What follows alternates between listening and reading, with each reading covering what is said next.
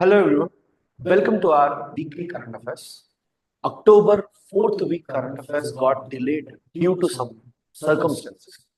So I will be doing the remaining videos also within few days. It's not like every week, but we'll try to complete it so that we will be able to do other issues also quickly. So till we come to that, December week at that time itself, I will be giving you the videos quickly. In a gap of 2 to 3 days, I'll keep giving videos. And thanks for your response. My request is many students have told going to apps, seeing all these other issues, please have it on YouTube. So we will be uploading the video completely on YouTube. It's not an issue, but in case if you want any other aspects, then you can watch on the app. Those aspects I will be letting you know. And we have made a video on mentorship as well. If you people are interested, you can join. For any discounts also, you can contact us. We will provide you. Now, when it comes to the current affairs, let me quickly enter into this. Voice might not be so clear, but please bear with me for this class. In this one major issue which we observe is about THAAD. Okay? Already, this question was asked in UPSC when US gave this missile system to South Korea. Now, again, this is in news, mainly because there are two things happening in the world. One, if you see, Israel is being attacked by different countries. Iran is attacking, Lebanon is attacking. So because of this, Israel is taking different missile systems. Second, we also observe that Ukraine is being given different missile systems by European Union and NATO. Now, because of these two, the missile systems have been in use significantly. So, as part of science and technology or are part of international relations, there can be questions on these issues. So, we must understand the issues in detail and get clarity of them. Yes, please remember, we should not only read THAAD, we should also read about Israel issue in detail. So in THAAD, my request to you is, first, most importantly, look at Israel. I'll come to THAAD, but we need to look at Israel. Geographically speaking, if we take Israel,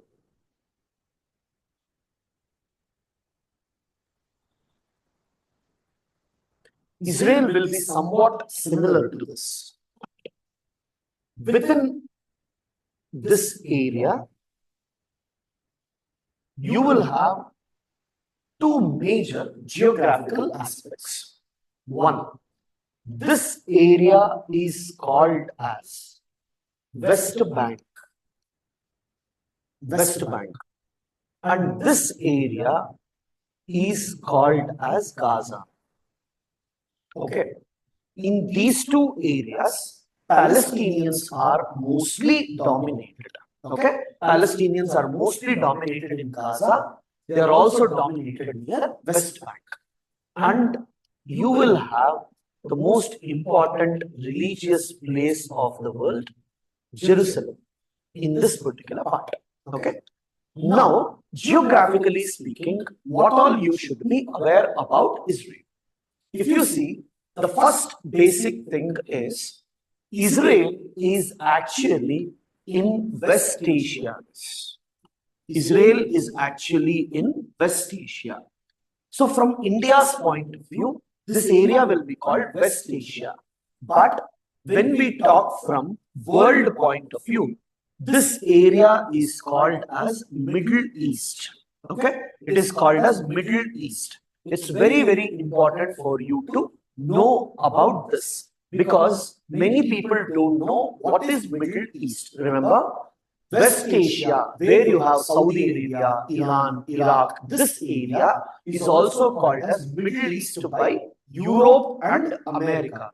So UPSC asks you questions like, where is Gaza? Okay, where is Gaza? Don't expect they will give you questions like, it is in Israel, Palestine, or is it in Jordan? Not like that. They will give you, most importantly, it might be in North Africa, right? It is in Middle East, West Asia, East Asia, South Asia. These terms will be given. So that you must be aware about. Second, in this region, they may ask you to arrange the capitals. See, this Lebanon is in news, Palestine is in news, Egypt is in news, Jordan is in news. So, as countries of different areas are being present in news, questions can be about the capitals. You should arrange the capitals from west to east or north to south. That can be second important question about Israel.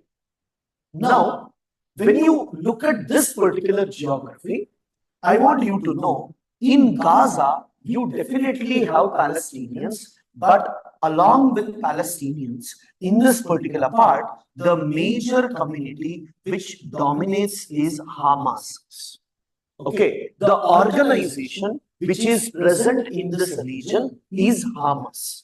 Okay, and when you look at West Bank, even in West Bank, Palestinian community is there, but this West Bank is mostly under the control of Palestinian Authority. Okay, there are two groups which control Palestinians. One is present in West Bank, another one is present in Gaza. The one present in West Bank is called Palestinian Authority. The one present in Gaza is called Hamas. These are peaceful. They are not involved in attacks.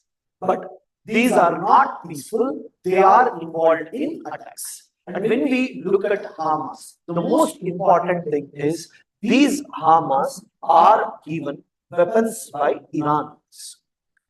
Iran's revolutionary group. Okay, remember this. Iran's revolutionary group is primarily responsible for giving weapons and trainings to Hamas. This is the reason why Iran is in FATF blacklist, FATF, Financial Action Task Force. In FATF, those countries who fund terrorists are kept under blacklist. Iran was also under blacklist because of this particular issue.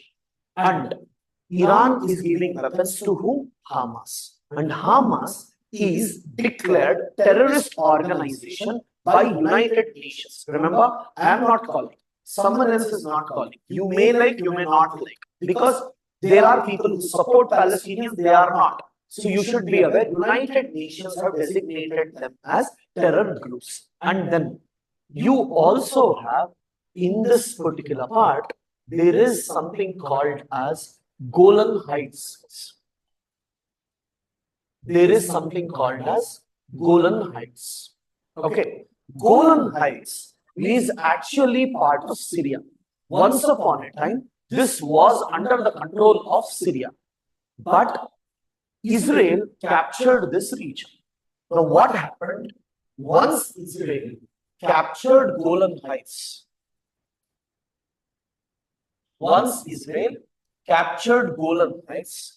Israel sent lot of Jewish settlers to the region. So, lot of Jewish settlers have reached the region. As you have Jewish settlers in this region, you normally observe that they have claimed the territory. Today, Jewish settlers are approximately 55%. So, remaining people are 45%.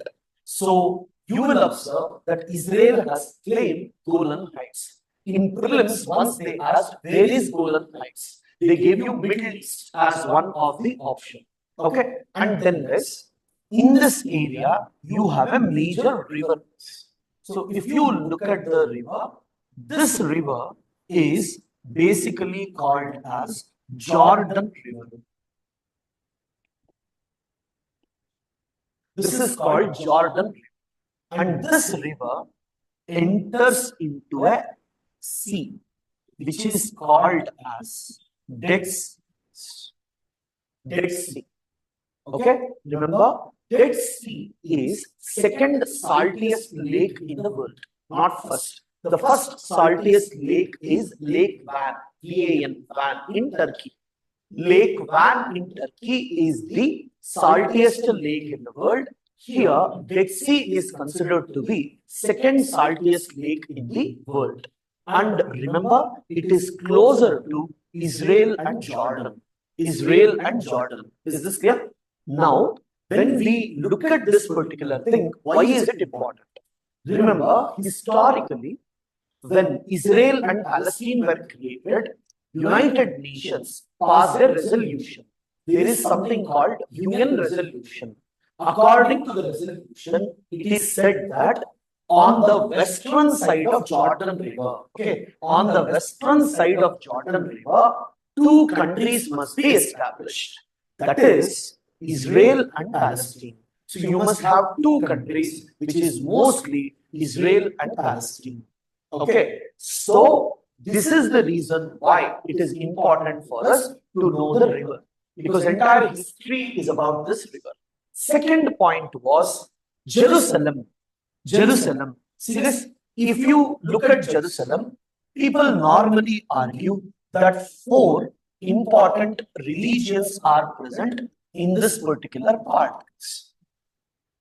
So if you take Jerusalem, Christianity is present. Christianity has a role here.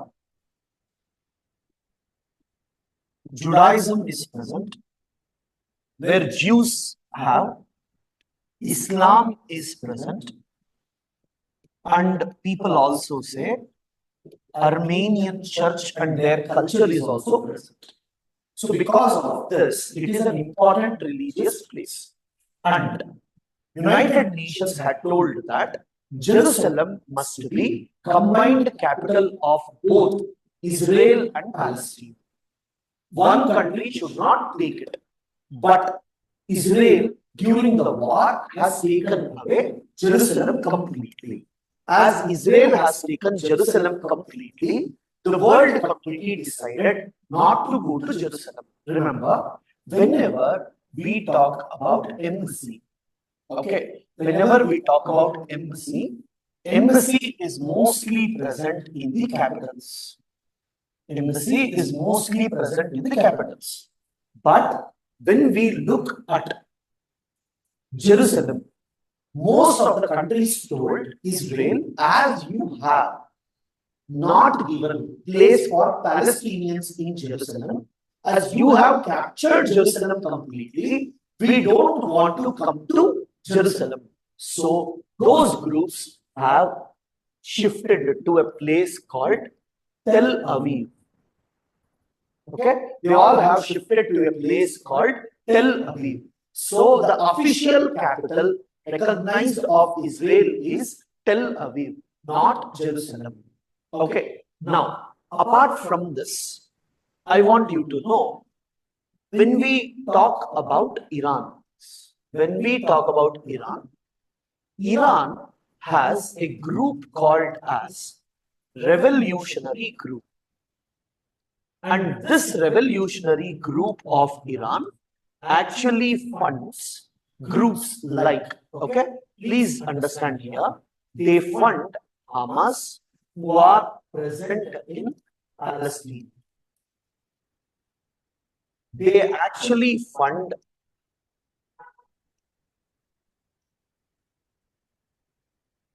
Hezbollah, who are present in Lebanon.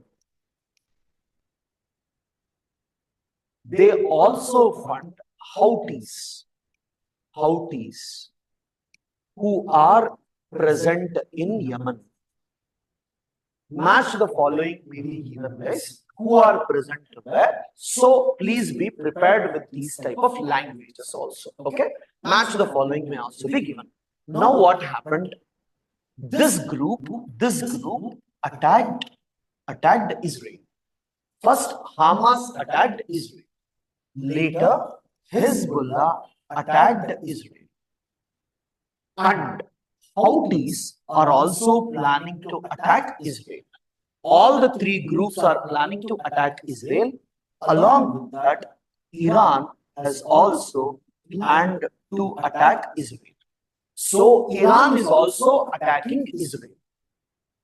Now, when the countries attack Israel, normally if you see, Iran uses missile system.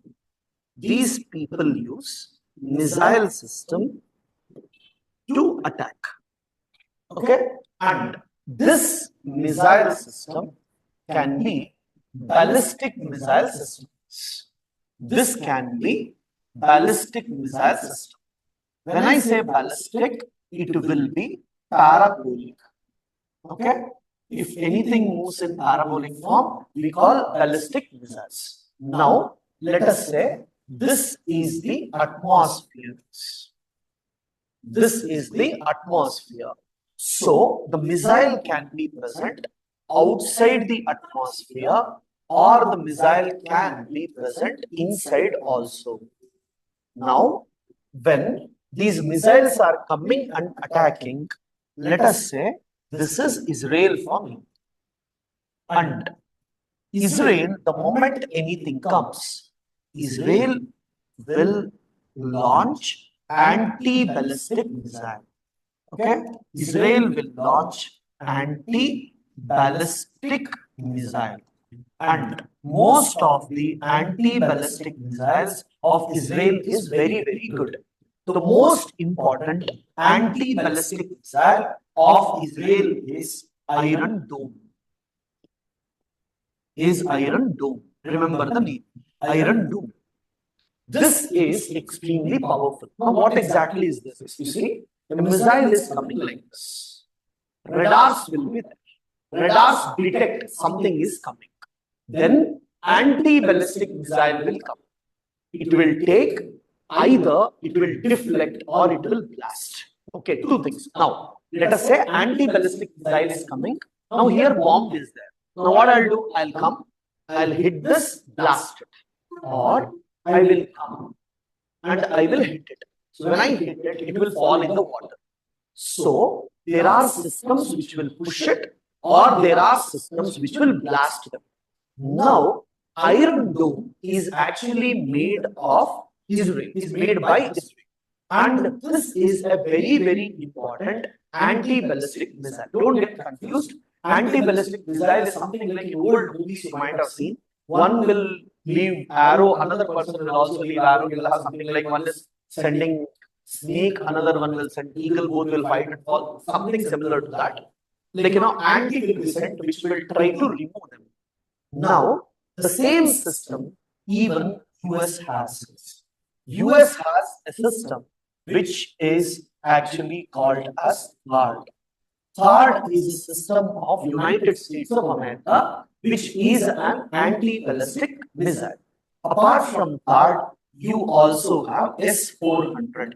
Remember guys, THAAD is of United States of America, whereas S-400 is of Russia. And India is actually buying, like, Russian-made things. So India is purchasing this. Now, this is being purchased by South Korea. This is being now requested by Israel as well. And these have the capacity, THAAD has the capacity to intercept. Okay, so if anything is coming from outer space also, if anything is coming from outer space also, it can actually identify and prevent them.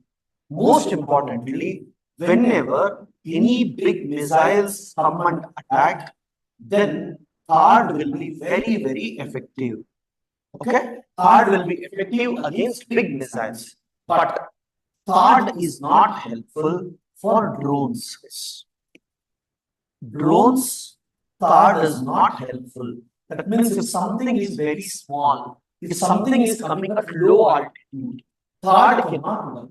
Okay, remember, THAAD is not very effective when something is coming at low altitude. THAAD is very effective when something is coming from high altitude. Remember this particular thing. That's enough. And THAAD is not carrying, okay, does not carry bomb, does not carry payload.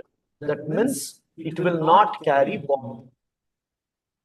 Okay, so what is it doing? Let us say something is coming, third will go with very high speed and it deflects. So that is how it works, not the other way around. It won't go blast and all, nothing like that. So the reason for that is this. Remember, I have a missile. The missile is carrying a bomb. The weight of that will be more. So what is going to happen? It will go slow. By the time it will come and hit. Okay, see, I'm going slow. By the time it came closer, and if I blast, it will fall on my country. It will be threat to my own country. But let us say I detected nothing is there, weight is very less, it goes and hits. So third normally uses kinetic energy to hit rather than using a bomb. That much of technicality is not required for you, only for those who wants to understand. Remember, not very much helpful for drones, but it will be helpful for other things. Okay, there are two things. If UPSC asks, third can never detect and hit drones, wrong. Third are less capable of hitting drones. Yes. Fine. That difference you must be aware of. And the full form of third is thermal high altitude area defenses. What is it? It is basically called thermal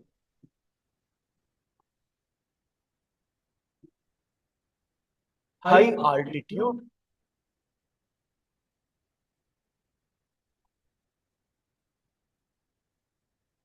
area defense. Third. Fine. So this is important.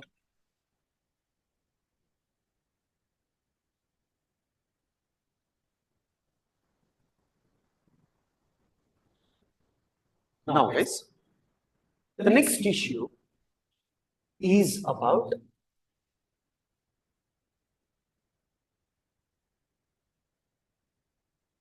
East Gateway of Stupas. Recently, Jai Shankar visited the East Gateway of Sanchi Stupa.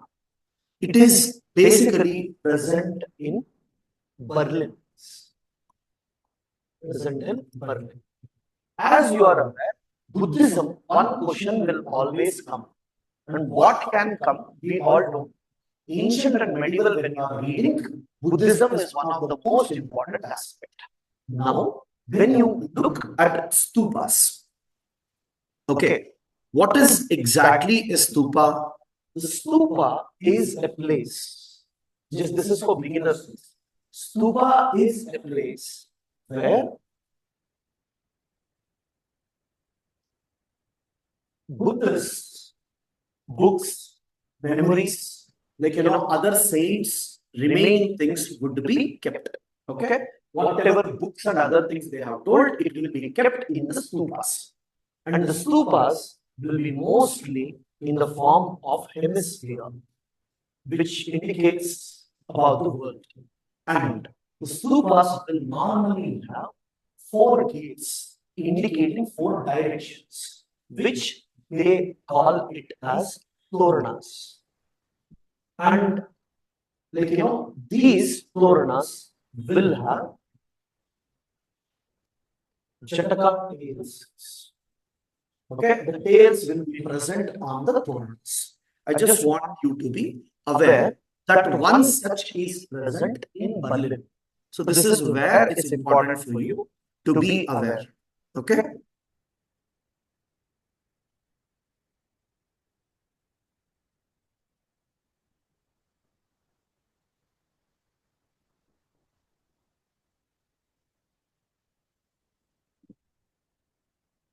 So one stupa which is in Europe is extremely important for us because it is made up of plaster casts. Okay. So please read about the stupas, especially the great stupa which they talk about. Now, Another important one, see, as art and culture, if you can focus on these aspects, it would be helpful. Now, you also have something called dragon roots. Okay, see guys, what are these dragon roots? These are made up of thermite. Thermite. Okay, and this is a very, very deadliest and dangerous weapon. And this is used by both Russia and Ukraine. Both are using it. And what is the problem with this? This thermite can burn at more than 2700 degrees Celsius. Imagine that there is a bomb, okay, and it will blast. The temperature of that is 2700 degrees Celsius. And if it falls on us, if it touches us, we will completely get burnt. Just imagine a small fire when it falls in the crack or the burning we get. Here, it is at 2700 degrees Celsius, it will melt. And when it blasts, the particles which will spread out, when it falls on the bodies, it will have huge damage. That is the reason this is very, very important for us. Okay, this is not completely banned. Both countries are using it in Russia and Ukraine war. And it's this thermite is actually made up of iron and also aluminium oxide. Okay, it is formed of iron and aluminium oxides.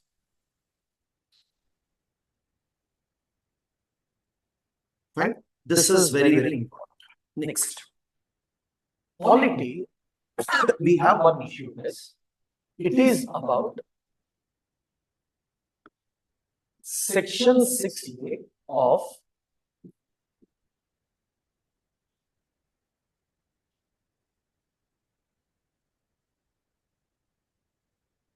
Citizenship Act. Section 6A of Citizenship Act. Now, you see, guys, let me explain this in detail. We talk about Assam. Okay. Now, at the time of independence, entire Northeast India was actually divided into two states. Entire India was divided into two states. One state was Arunachal Pradesh, which was also known as Northeast Frontier Agency. Northeast Frontier Agency. And the other one was actually your Assam. Now, when I look at Assam, Assam included Nagaland, Manipur, Mizoram, Tripura, Meghalaya. Okay, all these were actually part of Assam. What happened? Due to insurgency, Indian government started separating each one. All these were separated from Assam and they were made separate states. So Assam always had one or the other issues. But now what happened? In 1968 to 1971, there was crisis in Bangladesh. There was crisis in Bangladesh. And what was the crisis?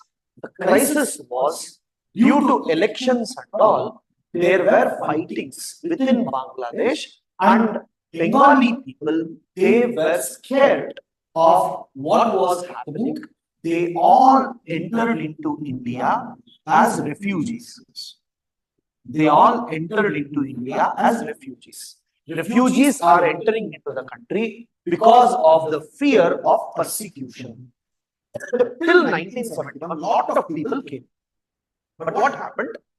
You see, you have differences between refugees and migrants. refugees come because they have a fear, whereas migrants will come for economic opportunities. Now, what happened? Till 1971, March 25th, 1971, many people entered into India as refugees, whereas after 1971, they came for economic opportunities. Lot of people came for economic opportunities. So, when we look at the partition changes and all, in Indian Constitution, it was said that migrants who came, remember these days, guys, who came before Jan 1st, 1966. Migrants who came before Jan 1st, 1966. Fine? 1966. They will be given citizenship because till that time, Hindus were coming from East Pakistan. So we told we will give you citizenship. And in most parts of India, anyone who came before 1966 were given citizenship. But what happened when it comes to Assam? From 1966 to 1971, most of the people came as refugees. They all came as refugees because of the fear that they will be killed. And remember, in the name of refugees entering into India, India entered into the war with Pakistan. And India defeated Pakistan and gave independence to Bangladesh. So, we entered into the war because we were unable to control refugees. But refugees or migrants started coming even after 1971. March 25th, 1971 is considered as a date because on this date, almost 93,000 Pakistani soldiers, they surrendered. 93,000 Pakistani soldiers surrendered. Now, once Pakistan surrendered, there was no killing of innocent people. As innocent people were not killed, India told, after this date, if anyone comes, they will be illegal migrants. Now, what happened? In 1985, 80s, okay, there were elections. In Assam, there was elections. And in the elections, they observed that lot of illegal migrants have got voting rights. Lot of illegal migrants have got voting rights. Because of which, the illegal migrants will decide whether you can win elections or not. And I want you to know, within Assam, in few areas like Bodoland, migrant population was more than Bodo population. Tribe population was less, migrant population was more. After the elections, the students' union, whichever was there, students' union, they protested this. They protested and they told we should do something with respect to this. Now, the students' union, Assam Students' Union, Assam government, central government, all of them sat and they discussed something called as Assam Accord. Agreement was signed. According to the agreement, it was agreed that if anyone has come before 1971, they will be called as refugees, and after staying for 10 years, they have to stay for 10 years. After staying for 10 years, they can apply for citizenship. After staying for 10 years, they can apply for citizenship. Okay, guys? Now, what is the issue? All this comes under Section 6 and Section 7 of the Constitution, citizenship. Now, according to that, if anyone comes before 1966, they should be given citizenship. This is present. Now we modified and we put section 6A and we told only in Assam, this 1966 will become 1971, March 25th. Okay, and this is being present in section 6A.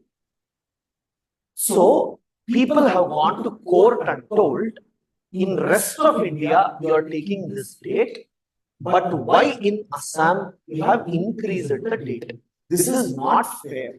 Whereas Supreme Court has told it is fair to discriminate in some areas if it has led to some historic problems. So court has told this date for Assam is not wrong. This is what you should be aware about.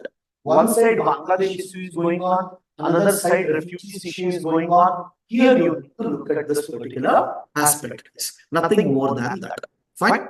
So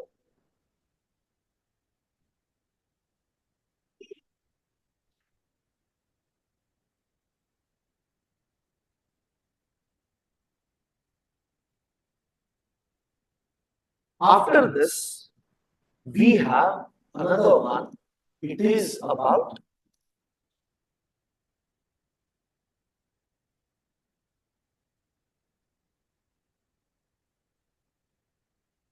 jumping spiders. Okay, this is about jumping spiders.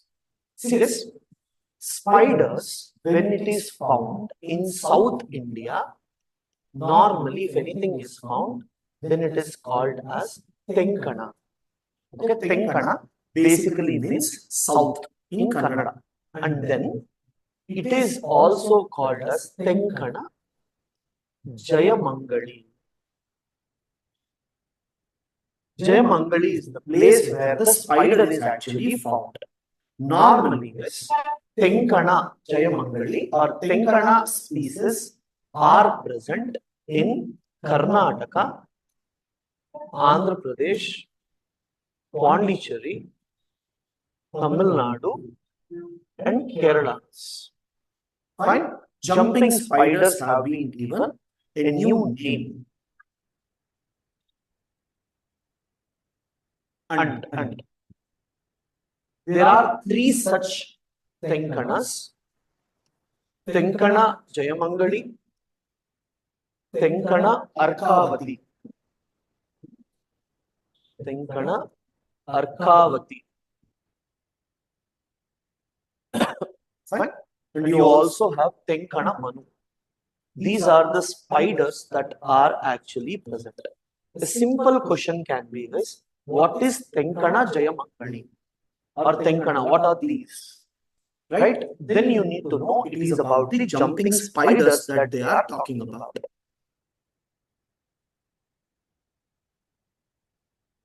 Now, see this. As you are aware, recently you normally observe that cloud bursts have increased. Cloud bursts have actually increased. And you saw cloud bursts in Kerala, which led to floods. You have seen cloud bursts in Vijayawada region. You had cloud bursts in Bangalore region, Bengaluru. You also have cloud bursts in, Chennai region. Okay. Now, remember, cloud bursts are mostly associated with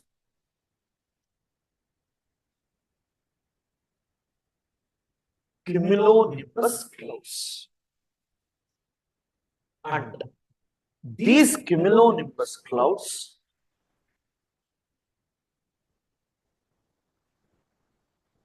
will be like this. And whenever the clouds rise violently upward, it would lead to very heavy rainfall. Now, the clouds, whenever they are approaching, whenever they are approaching. Let's say a cloud is coming. Cloud is coming. So when cloud is coming, I need to know the speed with which the cloud is coming. Okay, now let us say this. Let us say I have, like, some bird, drone, something, some object coming towards me. Now what I'll do, I will actually send radars. I will send radars. When I send, it will hit and it will come back. Fine? It goes like this, hit and comes back. So, hits and come back, I will get to know speed, distance, time. See, if I know distance and time, I can calculate speed. So, if I know the speed, I can act accordingly. And this is basically called as Doppler's effect, where you normally try to collect information and calculate the speed. Now it is believed that in cloudburst also, if I understand with what speed cumulonimbus clouds are entering into my country, or it is entering into my region, I may prepare accordingly. I will get to know, acha, a cumulonimbus cloud is coming, please be careful. It may lead to rainfall. So for that, we need to install some equipments. Now, please understand one basic aspect here. What is it? You have, like, let's say a bird is coming. A bird is coming.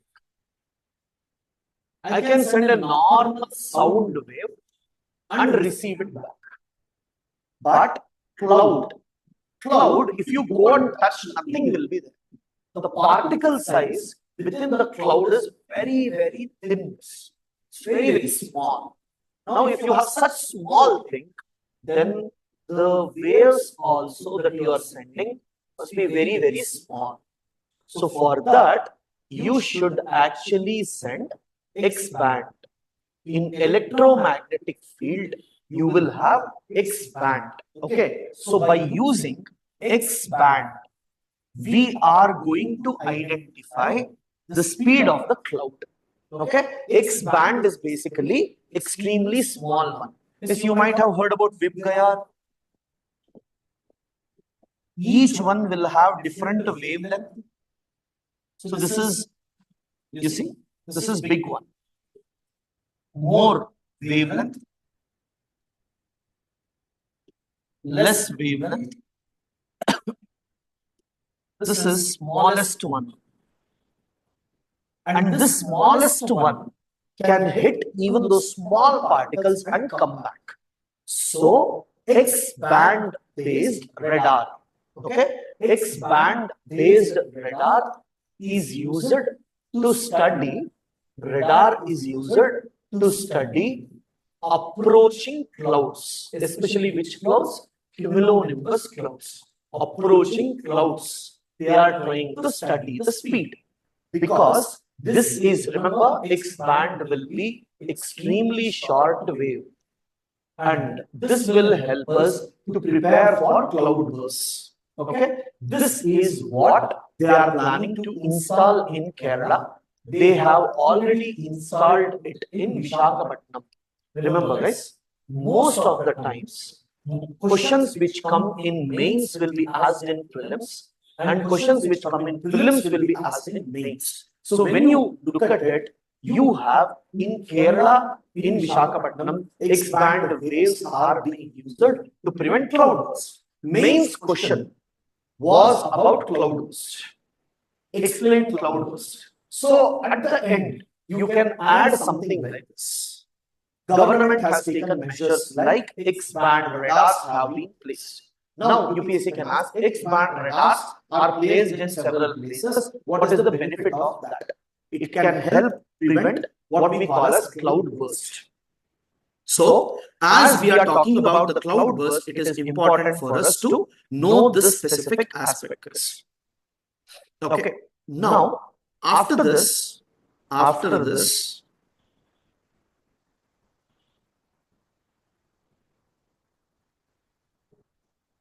you might have heard about Pooja Ketkar case, where there is a lot of questions about the way she got the certificates and the other aspects that occurred behind it. So, DOTT and others have given some guidelines on how exactly a certificate must be provided. Who should provide the certificate? Guidelines are being given. And on the basis of that, the certificate will be given with different colors. You will have three colors: white color. Okay, note this down specifically. Whenever disability, whenever disability is below 40%, disability is below 40%, then we normally give white. And we give yellow when the disability is in the range of 40% and 80%. When disability is in the range of 40 to 80%, we give yellow. And whenever the disability is in the range of, if it is greater than 80%, then we give blue. So this is the new guidelines that are being given this. Fine? So just have a glance of this.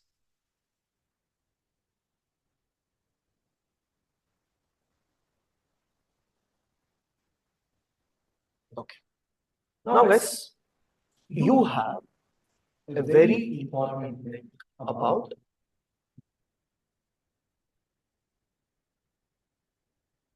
Kartarpur Corridor. See, in 2019, on 550th birthday of Guru Nanak, they actually opened a corridor which is present in Pakistan. They used to charge $20.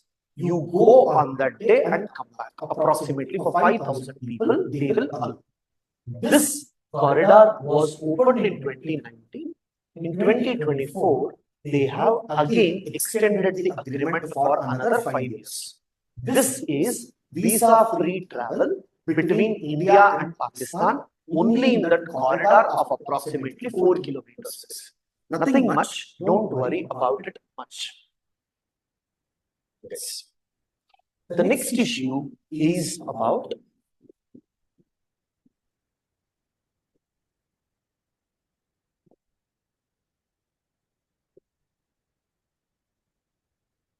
fortified rice. Fortified rice. See this?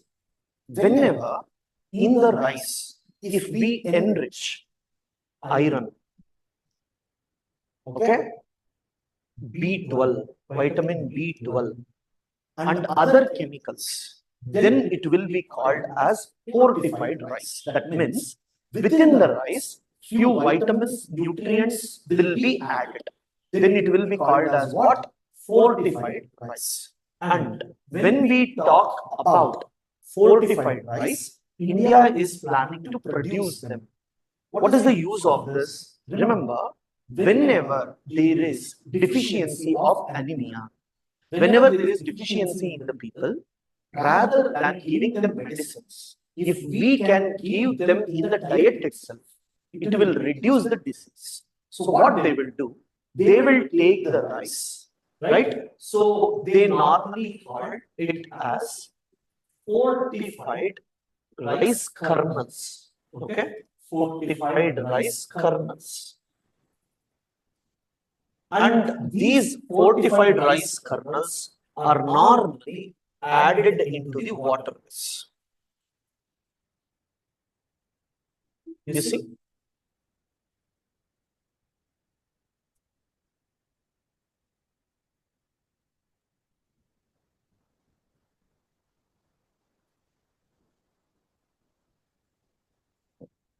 They look like this. It is almost similar to the rice, but it will be rich in minerals. Now they won't give you this directly. they will manufacture it, they will mix it with the regular rice and give, so that your body will get required quantities of vitamins, minerals, and all. So in this, so just remember, it is mixing certain vitamins, iron, and other things into the rice and giving it to the public. And this will help us reduce certain deficiencies. Now, I just want you to know what exactly is being added. Okay, they add iron, B12, vitamin B12, and folic acid. There are other minerals, but these are the most important things that are added into the fortified rice. Nothing more than that.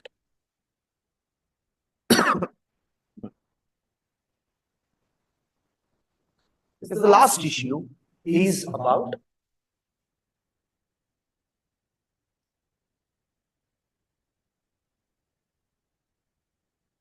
nuclear submarines. Okay, nuclear submarines. India actually has 4 nuclear submarines. Submarines, 4 we have. These nuclear submarines, which will be present inside the water for almost 6 months. You need not worry about it if you have diesel. Every day it has to come out, because see, inside the water when diesel runs, smoke gets accumulated. That smoke, every day the submarine has to come up, release the smoke, and then go down. This is a very big problem when it comes to normal submarines. Nuclear submarines can be inside water for 6 months.